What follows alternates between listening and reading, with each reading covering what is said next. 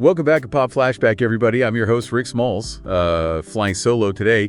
Tina Boucher is off on assignment. Pretty sure she's out there daydreaming about Tom Cruise again. But hey, that's all right. While she's out there, let's dive into something a little bit, toothier, shall we say. Today, we're going to take a look back at the origins of a summer TV tradition. It's about as ingrained in our culture as, I don't know, backyard barbecues and complaining about the heat. I'm talking far about Shark Week. How did this week-long celebration of all things shark become such a phenomenon? We'll grab your metaphorical scuba gear because we are going deep. Picture it. The year is 1988. Leg warmers are all the rage. Hairspray is practically a dietary staple, and the Discovery Channel is this fresh-faced newcomer trying to find its footing in the world of cable TV. Now, the folks over at Discovery, they had a stroke of genius. You recognize that people are fascinated by sharks, thanks in no small part to a certain Mr. Spielberg. But they also knew that the public perception of these creatures was riddled with misconceptions.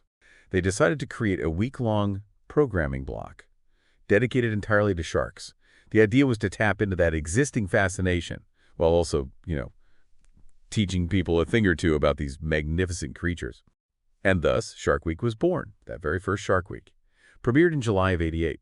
And it featured a mix of documentaries and specials designed to both entertain and educate. One of the most memorable segments from that inaugural season was Caged in Fear, which showcased a brand new shark cage design and touted as the ultimate in underwater protection. I mean, who wouldn't be captivated by the idea of people testing out a new shark cage? Talk about a thrill ride. The response was immediate. Shark Week was an instant hit, drawing viewers in with its blend of captivating imagery and informative content. It was like the whole nation was suddenly glued to their screens, soaking up all the sharky goodness. And just like that, a summer TV phenomenon was born. It's important to remember that the early days of Shark Week were very much focused on conservation and education. The goal was to dispel those Jaws-fueled myths and show the world that sharks weren't just mindless killing machines lurking in the depths, waiting to snack on unsuspecting swimmers. The focus was on presenting a different side of sharks, promoting a more nuanced understanding of these often maligned creatures. And you know what? It worked. Shark Week became synonymous with summer learning. It was a chance to geek out on these amazing creatures, to learn about their behavior, their habitats, and their crucial role in the ocean ecosystem. For a while, Shark Week was the perfect blend of entertainment and education, a winning formula that cemented its place in the hearts and minds of viewers. But like any successful venture, Shark Week began to evolve, and those changes would bring about a whole new set of challenges and controversies. But before we get to that, let's take a quick break. Stay tuned, because when we come back, we'll delve into how Shark Week navigated the choppy waters of changing audience expectations and the rise of reality TV. We'll explore how the show grappled with balancing its educational roots with the allure of entertainment, and how those choices shaped its legacy. We'll be right back after this. Hangry. Totally, and we're looking at their online shop today, and it's pretty wild. Got like everything you could think of, from t-shirts and sweatshirts to candles and stickers, and they've got all this stuff with this really fun food-themed kind of spin on it. Yeah. It's interesting how they've taken what's a pretty negative emotion and spun it to be something. To be something good. Yeah, like something relatable and fun. All right, Shark fans, we're back. And now we're going to explore how Shark Week evolved. As we entered a new millennium, it's the 2000s, reality TV is exploding. Celebrity culture is reaching new heights. A gigantic inflatable great white shark, 446 feet long, from the Discovery Channel headquarters in Maryland. They called him Chompy. Can you imagine driving by that thing? It was a spectacle that captured the public's imagination and generated a ton of buzz.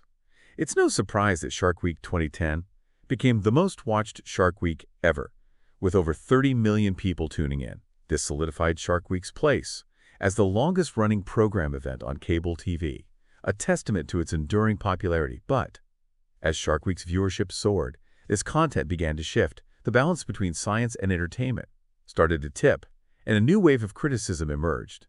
In the 2010s, Shark Week began airing these, let's call them creative documentaries, particularly about Megalodon, the prehistoric super shark. Shows like Megalodon, The Monster Shark Lies, and Shark of Darkness, Wrath of Submarine were presented as documentaries, But they faced considerable backlash from scientists and viewers alike, who criticized them for being sensationalized and misleading. While these shows were undoubtedly entertaining, their lack of scientific accuracy sparked a debate about whether Shark Week had sacrificed its educational integrity in pursuit of ratings. Even some of the scientists who participated in Shark Week began to voice concerns, feeling that their research was being sensationalized or taken out of context.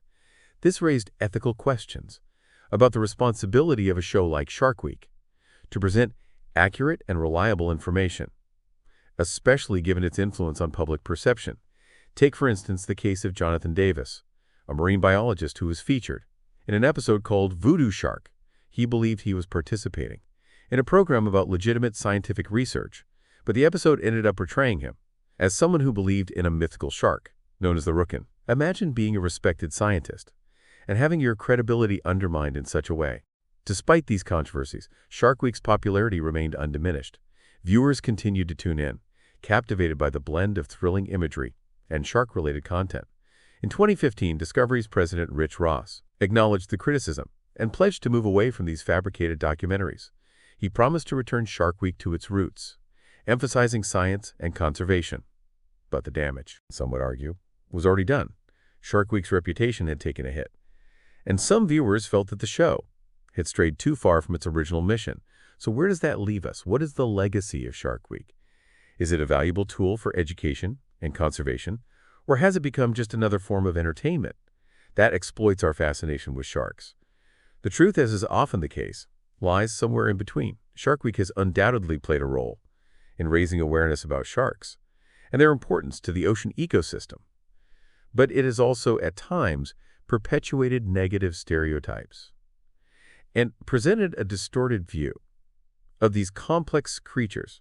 As viewers, we have a responsibility to be critical of what we watch and not take everything at face value. We need to recognize the difference between entertainment and education and approach shows like Shark Week with a discerning eye. So the next time you find yourself tuning into Shark Week, remember its complex and evolving history. And it certainly made us think about these incredible creatures in new and often unexpected ways. And perhaps in that sense, Shark Week has achieved something truly remarkable. All right, shark aficionados, that brings us to the end of our exploration into the origins and evolution of Shark Week. We've journeyed through its humble beginnings, witnessed its rise to fame, and grappled with the controversies that have shaped its legacy. But before we go, I'd love to hear from you. What are your thoughts on the evolution of Shark Week? Has it stayed true to its educational mission, or strayed too far into the realm of entertainment? Drop a comment below, and let's keep this conversation going as we wrap up our look at Shark Week. It's clear this summer TV staple has become a cultural phenomenon. For better or for worse, it sparked countless conversations, inspired a new generation of marine biologists, maybe even instilled a healthy dose of fear in some of us. But beyond the entertainment value, Shark Week has served as a powerful platform for raising awareness about these often misunderstood creatures. It showed us the beauty and diversity of sharks, highlighting their crucial role in maintaining the health of our oceans. Sure, there have been missteps along the way, moments where the line between education and entertainment became, blurred.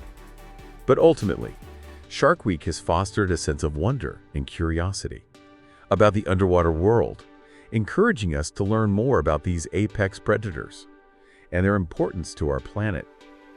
So, what's your take on Shark Week?